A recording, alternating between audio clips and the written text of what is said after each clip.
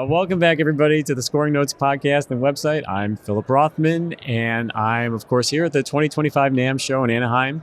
And I'm here. I am Philip, and I'm here with Martin Keary from MuseScore to talk all things MuseScore, Audacity, and who knows what else. But Martin, seriously, it's great to see you. Welcome to NAMM. Well, thank you so much. Yeah. It's my first time here, and oh god, it's so big, isn't it? Yeah. And like, I keep seeing people I know, and they bang into me, and there's some party happening here, and I can't make 10% of these things. Mm-hmm. It's extremely overwhelming. I just did not expect it to be this vast, and I still haven't seen half the stuff I need to see. Oh yeah, and you probably won't this time around. No, not around. Yeah, and that is the experience. I mean, that's what we try to do. We try to bring the little sliver of it to our scoring notes that has to do with our audience, and it really is just a sliver because there's so much. I mean, musical instruments, music education, technology, gear, you name it, musical acts. And I think one of the most important things actually to keep in mind is that we are in the midst of real musicians, that there's music happening all the time. Thankfully, we're in a pretty quiet space right now, but it's a good reminder actually of why we do this in the first place, and that's why NAMM is good. But for those of our Scoring Notes community that isn't acquainted with you, can you remind us how long you've been working at MuseScore, Muse Group rather, and what your responsibilities are? Yeah, sure. So I joined Muse November of 2019. Initially, I came in because I had sort of developed a little bit of a relationship with the open source community on MuseScore. I had done some designs for them. And I got to know the internal team a little bit, and it just sort of turned out that they needed someone like me. I had always been working on creation software and trying to make creation software very easy for people. I'd worked on a lot of 3D programs, and all specifically on desktop. And just that experience of having done that for a couple of years and done, loads of user testing and kind of reaching, I think, a level of maybe more seniority. Mm-hmm. And the fact that I have a background in composition, I studied as a composer. It was the perfect job for me. Like, absolutely, I'll never find a job more perfect. That's great. And I came in, and the team were very welcoming, and I started designing. What is MuseScore going to be? Then very soon after that, I took over the project. They made me the product owner, and so I've been working on MuseScore since. Since then, I've started working on Audacity as well. So that's the other kind of big desktop app that we have in our wheelhouse. And consequently, my role is head of software. So I have we've got a fantastic team on MuseScore that I helped build over the years. And so MuseScore is now led by a guy called Bradley Kunda. Bradley rather. Yeah, and we basically just do everything together. We work on strategies together. We divvy up designs and kind of talk through each other's work, and we help the other people get stuff built. He definitely runs the day-to-day. I'm a little more on the strategy side, but the MuseScore team is interesting. All of us design still, so I still have designs for little features and things that go into certain releases, like this one coming up. System objects is my design. Okay. And so we're a small little team, but of course what I think makes us a bit unusual is, yes, we have a professional internal team, but we have this big community of people who are also building things all the time, which is interesting because obviously you can't tell people what they're going to build. Some people have ideas of their own. So another part of our job is just talking to the community, seeing what they want to build, and providing a framework for getting the thing in, giving them the satisfaction of having something go into MuseScore. That might be something could be anything, a small little bug fix.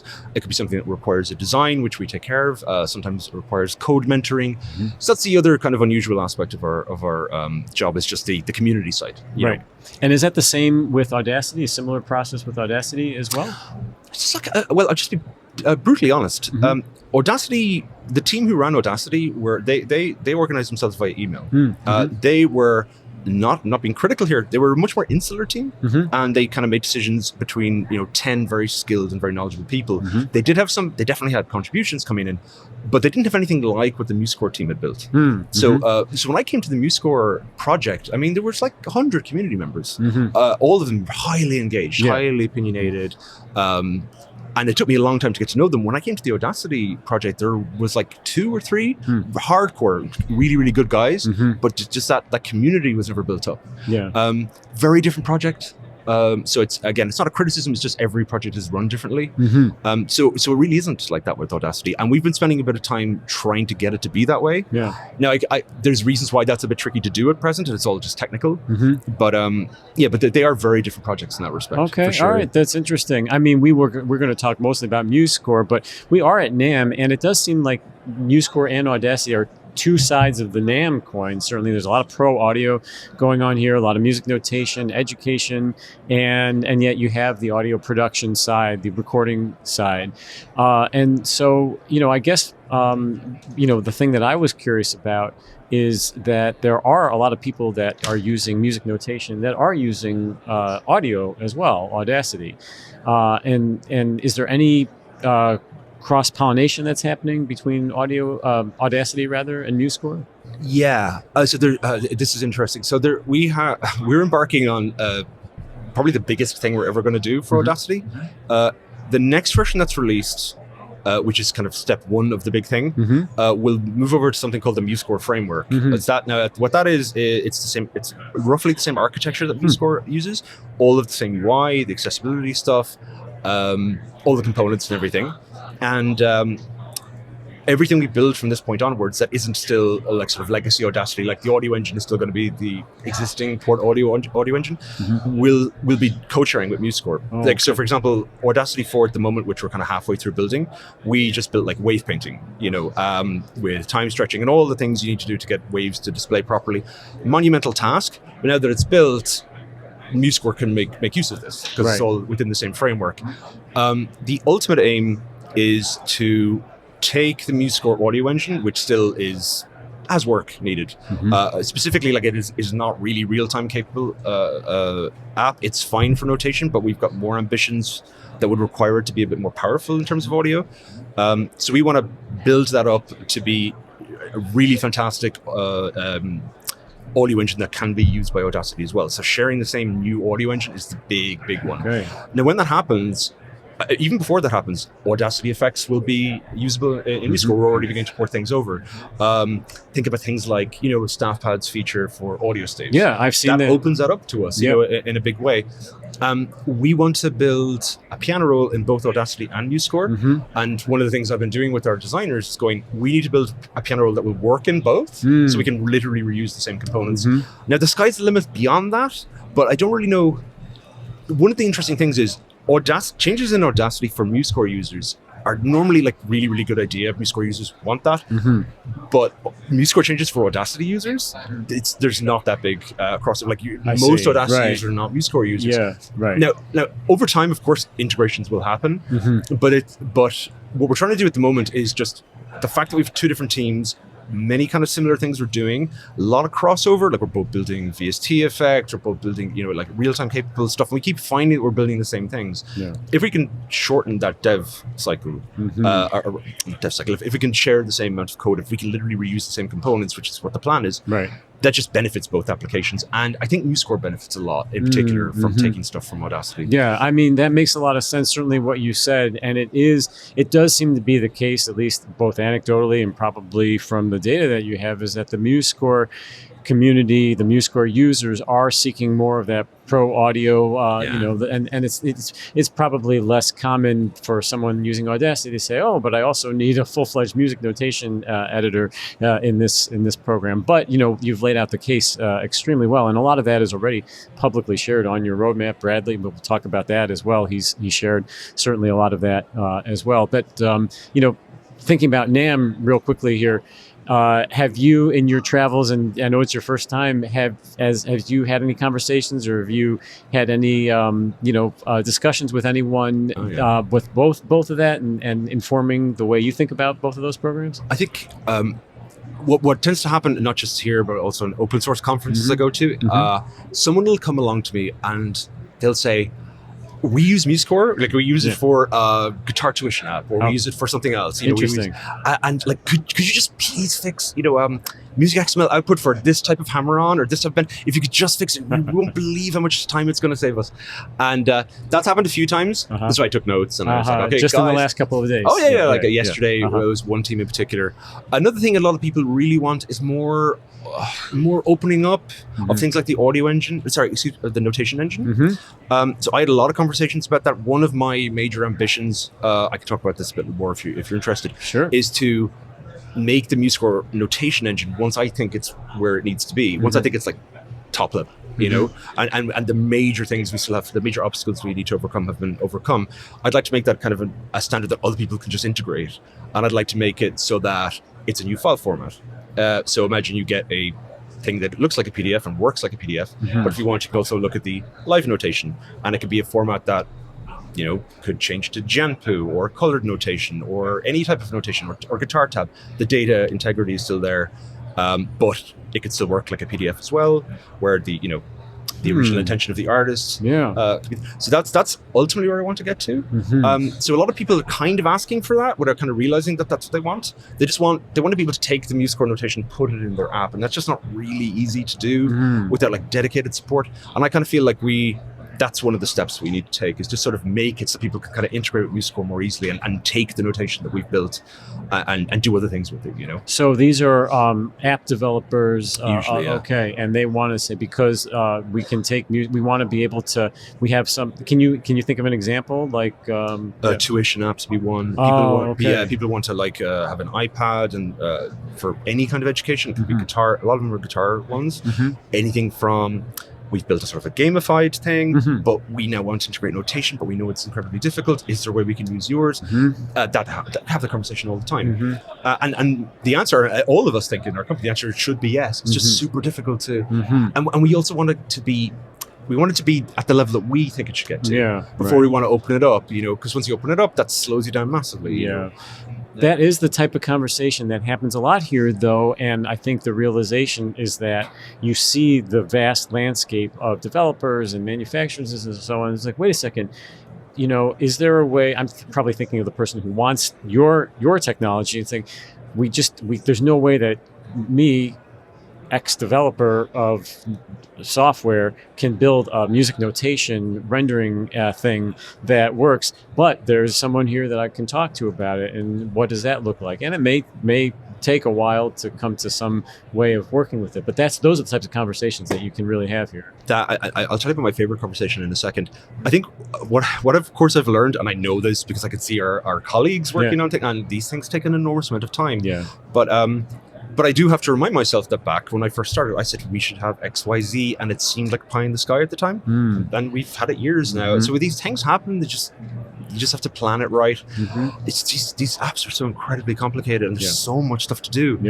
My favorite conversation was a guy who came over, and he said, you know, if you supported Janpu, the popular sort of solfege like notation that beginners use in China, and like billions of people use it, and he was like, you know, it would be absolutely amazing if you could support that. And I was like, I got a PR for you, and I grabbed the PR and I showed him. It's not finished yet. I showed him like, here's your notation, press that button, now it's Janpu. And he's like, oh my god, when is this getting released? Wow. So because I've been personally wanting to do that for ages. I don't think we'll get it in the next release, but I made a guy's day. He just came over and asked for it, and I showed it to him.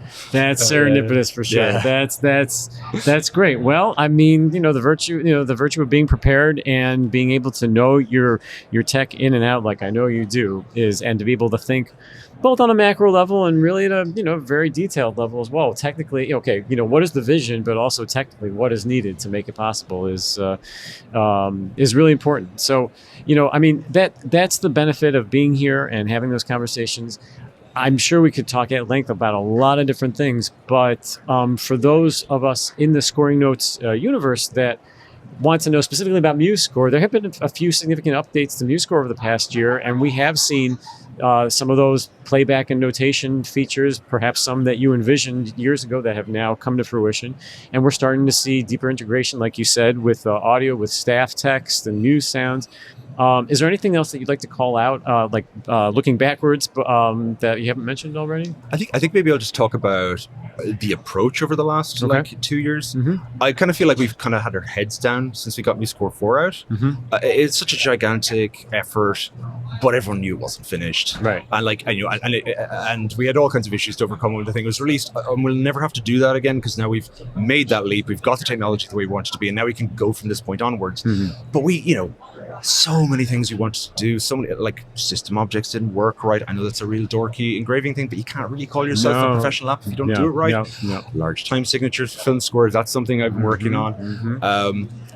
We still haven't got around to revamping our, like, how you make custom time signatures. It's okay, but could be better. Our percussion system was not really up to scratch, and there's like 5 or 6 different steps there. We did tons of work on guitar, and just a million different fixes for just general engraving and collision avoidance and stuff, and just feature after feature after feature. Things like you should be able to copy more than one dynamic and paste multiple dynamics across multiple staves at the same time. You should be able to, like in Finale, grab a notation on a stave and just drag it and drop it, and now it appears somewhere else. All these things that, like, we just set aside because we were building audio engines and these big kinds of things. These are the things that I've been dying to do, because all that stuff adds up. Because the thing is, like, it's great that we have a lovely looking UI and we have got a new name, MuseScore 4, that's fantastic. But if a musician comes along and they can't do something they can do in Sibelius or Dark or Finale, they're just going to go, it's not ready. So we just have to take it systematically, thing by thing by thing. And we're all composers. We all write music in MuseScore all the time. And, you know, I was writing for harp a year ago, and I was like, oh, we don't have a harp pedal diagram. All right, you got to put that in, you know. And so that's just the approach. And we're just aware that we're all kind of almost there now. Like, we're getting closer and closer. It's just, there's just that final bunch of steps. I think we need to take some of the really big kind of improvements that are needed, and additional stability and all this kind of stuff. I think one of the really great things about the position we found ourselves in is when Muse acquired Hal Leonard. We of course brought in this big, enormous sheet music publisher with all these engravers, and we want them to use MuseScore. We want that to be the notation engine that they use to make scores going forward. Of course, they came to us with a list as long as your arm of things we didn't even think about, you know. And it's like, it's just perfect, you know, and it gives us an absolute, like, professional breakdown. We have to have these things, we know, because we do this every day. But to the average user, each one of these little things is just ticking a box for another person, no matter how small. Things like just writing in the name of a chord diagram, and then it shows the right chord diagram. And that's like an enormous amount of work to get all that working right. And so that's been a massive advantage for us. So I would just say we've been keeping our head down the last 2 years and just churning out these features and improving stability and stuff. There are definitely big things coming, and that's in Brad's document. But that's how I kind of characterize it. I'm happy with that, because I didn't want to do loads of big whoosh, you know, gets lots of attention kind of like features. I wanted to do things that I know people really want. And they're not necessarily the most sexy things. They're all just little necessary things, you know. Well, you know, you certainly mentioned a number of the things that I wanted to ask you about, and one of the things that you mentioned percussion, you mentioned the Finale features, things that are geared towards people that are coming from Finale, and certainly a lot of those engraving updates. And, you know, you mentioned your colleague Bradley, and you just referenced that document, and he wrote a sizable post on the MuseScore site. We both wrote that. We spent a lot of time writing that. Well, it's. I would definitely encourage everybody to take a look. And it came out like right before Christmas, and it didn't. I saw it go by, and I was leaving for a Christmas holiday, and I didn't pay it much attention. But I looked at it, and in a really detailed plan about not only future MuseScore development, but you mentioned the approach, the philosophy, and all those technical challenges that you just referenced, updating MuseScore, and not only just 4.5 and the features that I mentioned that are coming out that you have planned fairly soon, but 4.6, 5.0. So I know there's a lot of that to unpack, but for the moment, can we take a look at a little bit more in depth of some of those features that are coming out relatively soon that MuseScore users can expect? Well, in 4.5, you mentioned what we call the Finale features. Well, I guess what I was going to ask actually was that were those elevated as a result of the? Yeah, it was. For sure. Absolutely. Okay. Well, it's just like this grand old app has shut down, and it's got lots of people using it. And we felt, well, like, I mean, fundamentally, even though it's a very polite little world, the notation space, we are competitors, and we, you know, there are people who use Finale who come to MuseScore. You know, I have no idea what the ratio is, but we do hear lots of people going, "Oh, MuseScore kind of works for me. I'm going to go there."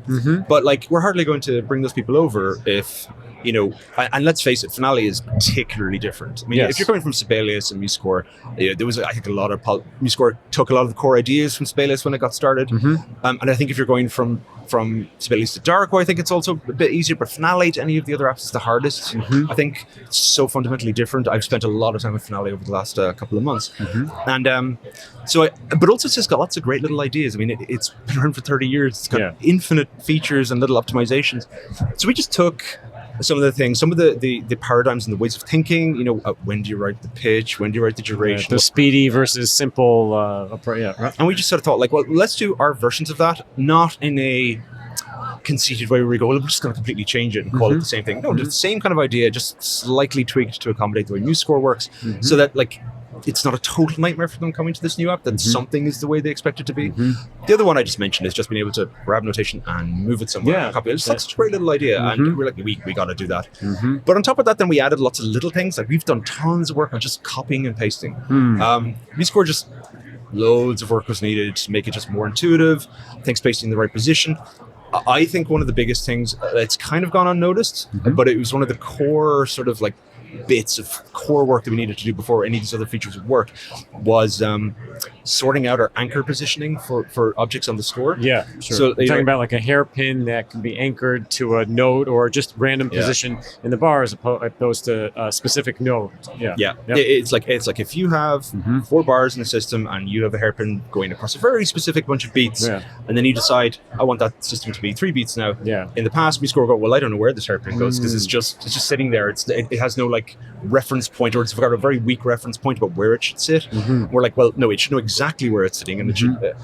That was just the biggest problem. I remember you were saying there was a ton of work to undo and redo. It's really hard to design, actually. I went back so many times with Simon on how to do that most efficiently, but that unlocked everything else. Like, the copy and paste stuff won't work if it doesn't know where to paste something. You know what I mean? So, so that makes like the roadmap, and that's been a joy. Once you got that out, so many other things kind of fell into place. You know? That's great. What other features are in 4.5? Gosh. Well, I mentioned system objects, that they just work and you can say where they should appear and stuff like that. Smaller things. I think there were things like laissez-vibre ties and things of that nature. And we got partial ties. I think we're the first ones to finally crack that. So you've got a bunch of repeats, you have ties crossing repeats, and let's say you have a tie crossing not just one repeat but another later. And we've got all kinds of settings now. You can say, I want the tie to actually cross this repeat, I don't want it to. I think it was really maddening to get that working right, but we finally got it working right. Interesting. There was one that Hal Leonard asked for, and we thought, actually we'll be the first to actually solve this. Let's do it. Let's do it right. Okay. It turns to be quite tricky. It is tricky. I mean, all the software, they have limitations in it. Sibelius rather made a lot of updates to that. That was a fairly recent. Probably around the time that you started working for MuseScore is when they do. But they do actually have a backwards LV and a forwards LV that's separate from the actual tie. We don't do the forwards backward thing. We were like, there's one tie. There's one symbol. You tie something and it can go backwards or forwards depending on the context. Interesting. So okay, we'll be interested to check that out. We looked at the forwards backward thing, and I was like, here's the thing, right? This is the thing about MuseScore that has always been the thing I find most joyful. I want it to be the easiest app, and the technical solution is often the more logical solution. I know an obvious logical solution is, well, you can tie it backwards, you can tie it going forwards. But that's like complicated, and you need to kind of figure that out first. And that's not the way musicians exactly. They want their tie to just work, you know? So it's like, when do you tell the person? When do you give that option? And how do you make it so that they will not miss that option? That they don't need to intuit the concept of a backwards-facing tie. That stuff is just because there is actually no such thing as a backwards-facing tie in music. It's a technical solution. It's a technical solution to a UX problem. That's a great point. And look, all the software have had to make that decision at some point. Like, how do we give the people, how do we give the users the feature that they need and want, and what is the least friction? Like you said, the least amount of friction that is needed from a development perspective, maybe, and end up causing much more friction from a UX perspective later on down the road. I imagine that's a balancing act sometimes. I worked with some really, really great UX designers, and the thing that I got from them, they were like my leads back in Microsoft and previous companies, like Canonical. They were like personal trainers. They sort of go like, just push a little further. You're almost there. It's not quite right. Just push a little further. And I learned from them that like, a design will come with an ingenious solution to something, but it's always a bit too technical. Backwards facing ties, or something like that. All their designs, and actually I'm actually the worst here because I tend to have to take like 3 or 4 goes before I get something right. You come up with a solution and you think this is going to work, and then everyone in the team is just encouraged to criticize it and go, well, hold on a second. Do we really think a user is going to understand that you press this button over here or that you go over here to find this thing? How can we make it so that they will just know, they will just see it and it will just work? Now that's a holy grail, and you don't always achieve that. But that's the approach that we take. And we constantly critique each other's designs to try and get it to like it just works, and it's pleasant and joyful, you know. And you don't necessarily have to read 500 pages of the manual first. Thing. Right. And I mean that's the standard that like that sort of was established, I think, around 2007, 2008, all the way into 2010s. There's a new level of kind of UX skill, and I think the problem is like, in some applications are often run by development teams, and they think like developers. They think very logically, and a solution that will 100% work, but will also be quite rough on the user to try and figure out. Like once you learn it, it's great. And the goal should be like, how do you make it so that they don't have to learn it? It just comes naturally, but it's just as capable and that's super satisfying if you can do it.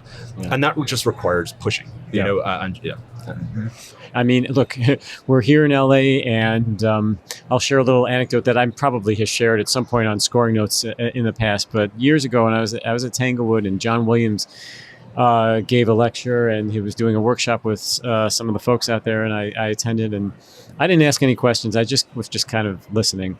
But someone asked the typical question that you guys like, what's the secret to making it in the business, in the film music business, to John Williams of all people. And you couldn't meet a nicer man. He was just very, very gracious. But he had a little bit of resignation on his face and in his demeanor when he got that question. And he said, it's just a lot of hard work. And sometimes that's the answer, because you listen to those Williams scores and they're brilliant. They sound effortless. The way he marries the music to the picture is effortless. But behind that is a lot of work. And it occurs to me that that's kind of the same thing that you're talking about. Like you want that end experience, that whether you're listening or consuming media as someone that's watching a movie, or you're creating something in software, you don't want to have to feel it doesn't you don't want to necessarily have to feel like it's work. That has all been done already, so that you can do the thing that you need to do. Yeah. It's also very fun. I find the environment in a studio, or we all work remotely, but it's a fun environment when you feel completely open to just, like, as I mentioned, criticize something worse. And it's really nice when our team reached like a year or two in, when we got a bit more experienced and we felt like, okay, now we are now a legitimate notation team. We're not just starting off. Everyone participates, but it's just, you don't build that kind of culture, but it's very nice. We don't argue at all. It's the most chilled out team ever. But it's lovely to see that happening, and it's just something that some companies don't encourage and don't understand. The only reason I know it is because I was shown it by other people. I see. Yeah. I have a question. Are you all remote now? Is there any office? I've always been remote. Because I remember wasn't it your dream, or your idea when you first started to actually you had to have a studio, to actually have a studio. And we were going to do that pre-COVID, right? It's right. And then COVID happened, and we thought, that's not going to happen. Yeah. But do you miss that at all? Do you miss actually being in a room and I prefer remote, all things considered. Yeah. But it's a bit trickier. I mean, you have to use Zoom, and we have to build presentations and make animations. It makes it all a little bit more difficult. Yeah. We do try to meet up when we can. Yeah. But I will say there's kind of no substitute for camaraderie in an office with people, and especially when you're just building something with developers and getting excited because you've almost got something out or something released. It's a bit of a shame that we have to work in that way, but. Yeah. All the same, I mean, like the advantage. It's a trade-off. The advantage is just like we've hired people from all over the world. Sure. I mean, like we have one of our genius engraver guys who's like a particle physicist. He's just sorting out all our engraving stuff, and we have Simon in Latvia now. Right. We have me in London. we've Brad in Yeah. Germany, we've got 2 guys in Ukraine, and that's I think the big part. We can hire from anywhere. Yeah. We And would you've never heard it have here. this Music team. notation is more difficult than particle physics, so just keep that in mind. No. And I think he's the one who has to answer whether that's true. Well, I was just talking with Oriol Lopez Calle from my sheet music transcriptions, and he's an aerospace engineer. So I'm a relative cretin, folks, just so you know, compared to these geniuses that we have on scoring notes. But you're the beneficiary of all of this. But it is fascinating, actually, to hear that is a trade-off, because there's no way you'd be able to get those people to disrupt their lives or move all around the world, for an office experience. But you can tap the benefit of that, and then you just have to build, like you said, some systems or presentations, whatever it is you do, and hopefully nurture that creativity. But I mean, look, that's why NAMM is packed with people, so people do see the value of being in the same, those serendipitous encounters. It is nice to have. So, Martin, this is fascinating. It's really great to talk to you, and I wanted to ask, just you alluded to a lot of these things in our conversation, but more generally speaking, just what are your thoughts about the where things are headed in the next year? And I'm not just talking about specifically my MuseScore necessarily, but we saw the news with Finale. We see what else is going on. But just generally speaking, the tech community. If you had a crystal ball, it's funny because I used to because I studied in a more old-fashioned conservatoire, and I know those kinds of composers. Yeah. I know the way they are. And I know that their needs aren't really changing, and they everyone finds a way to accommodate the things they want to do. And the easy answer is to say AI, and I can rattle off a whole bunch of AI things. Might help you compose, or might train on you and help you to come up with ideas, or OMR, everyone's trying to solve OMR properly, and that's a whole other thing. Yeah. These things are coming, and they're going to happen. Yeah. I can only speak about MuseScore as Okay. it's really boring here. I just really want it to be fully featured, can do anything, but also just super pleasant to use. Just that's the thing that I'm on record as saying that's always bothered me. These are painful sometimes. Some of the older ones painful to use, and they make you struggle.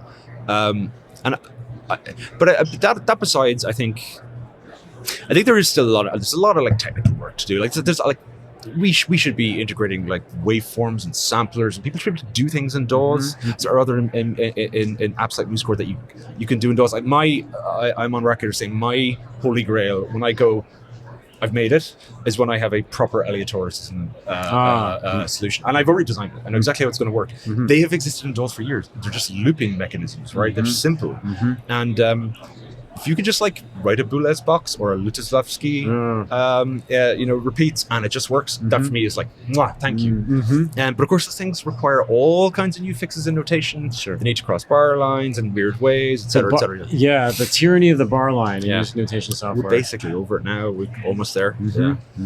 Does that build upon the work that you mentioned before with the reference points and the bar with the hairpins and that sort of thing? Yeah, is that the next logical step? Yeah, exactly. Okay. Yeah. No, yeah. And I think I guess that's one thing. So I just think that there's so many different modern kind of concepts that work well with notation, and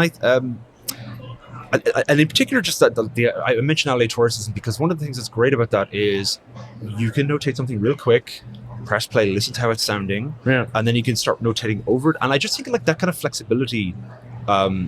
And working with waveforms, for example, click on a note and say, I want that note to sound like this. Can you please use this waveform instead? And just these kinds of things that I've been asked for a million times, we haven't done them because we still got all this fundamental stuff to do. But the horizon is coming closer. We're thinking, what's the next step to start actually building some modern concepts that we've not seen before, And I know that the Darko team are definitely thinking that way as well. But I think more malleability for samplers and bringing in and morphing waveforms. Obviously, another one for me is supporting other notation standards, to a really high degree. I mentioned Janpu, and expanding to that degree. Those are the kind of things I think are what people are actually after, because they're things they're asking for. No one's saying I want some new concept, some big thing that's got AI in it. They don't ask for that. They ask for practical things, and I just think I think it's very obvious to a lot of the people working in notation the things that are left to build that we've just not got around to yet. And I mentioned waveforms. Just waveforms on the staff pad kind of got there first. There's still loads of stuff to do there, Yeah. So that's kind of what I see, and I really also just to ram it home one last time. I just want it to be a super pleasant experience. I think that's the thing. I think that's your North Star. Yeah, it always is. Yeah, I'm very sort of nuts and bolts and a bit boring about this stuff. There's just like loads of little things to do. Yeah.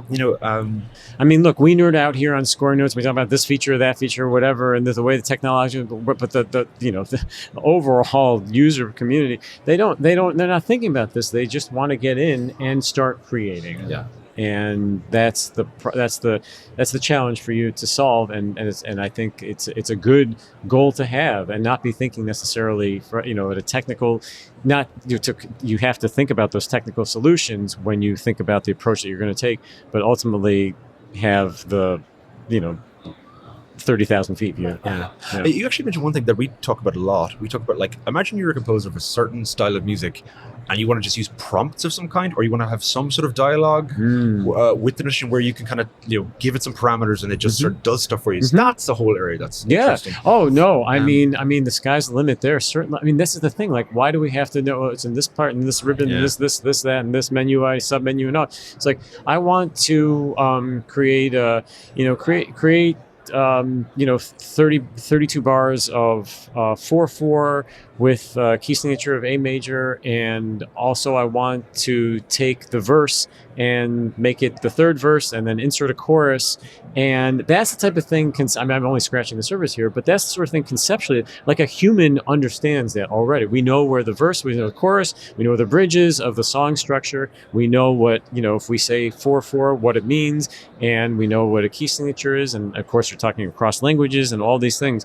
But I feel like, again, not knowing anything about anything, how this is developed, but from a conceptual level, I feel like that's the sort of thing that can take the mundane aspects of music notation software out of that process and just get somebody right in there. I think notation software is still kind of like where Microsoft Word was back in like 2003. Okay. You know what I mean? Yeah. I think there's so many other apps you can look at out there and you kind of go, what's our equivalent of that thing? It might not even be a music app. Yeah. I will say one last thing that I think is kind of cool, just because it occurred to me. Yeah. So I'm working with a team from UC Berkeley who developed this sound technology at Earcam for years. So and I managed to get them to open source it to GPL3, which is great. And it's called Orchidea. It's a strange name, but it can take any type of sound. I've seen it like loads of times, and there's max MSP patches. People can try this out now. Let's say you get a door creaking, and you give it to this thing, and it just says, "What is my ensemble?" And you say, "It's this enormous orchestra," and it orchestrates the sound of the door creaking with all the multiphonics and crazy, overtones, saltasto and any kind of performance technique. They've gone wild with it. And but it can do all kinds of stuff. So it was built initially as a kind of a spectral tool. Yeah. And I just happened to get on with the guy who's in charge of that, Carmine, who's the head of composition at the UC Berkeley. And we were over there. I was over there, and we were just testing all this stuff out. We're not yet there, but the goal is to get that into MuseScore and have people just be able to pick a sound, tell me what your orchestration is, and it just goes buck wild and just tells you well, if you do all this crazy stuff, it'll probably sound like that. Unfortunately, there's a lot of work we need to do for supporting those type of extended techniques and stuff. But that's one I'm really dying to get in. But it's really cool. It's just a great toy, But I've seen it produce super interesting notation of the spectral variety, Yeah. And look, the challenge there sometimes is actually not to go overboard. Sometimes you can actually get really what sound like very complicated, elaborate sounds from just telling a player, hey, just slide your finger up and down the fingerboard and just play for 5 seconds or something like that, and it opens up a whole sonic universe. But we shall see. That's wild. That's interesting to hear. That's definitely a wild. I did not expect that one to come in our conversation. There's a lot of work to do, but it's we're all really excited about it. Yeah, and, that's awesome. We'll get it in eventually. It was fantastic of them to release it open source. Excellent. Well, listen, Martin, this has been a delight. I really enjoyed our conversation today, and It's your first NAMM show, but hopefully it won't be your last. Apologies about my cold. Oh, that's all right. Stuffy. Well, it's not contagious over the internet, so that's okay. But hopefully we'll be talking next year. See if any of these things come to fruition. I'm sure some of them will, and there will be other directions taken. Okay. So Thank you so much. Thank you. Always great to talk on MuseScore. Yeah, likewise. Yep.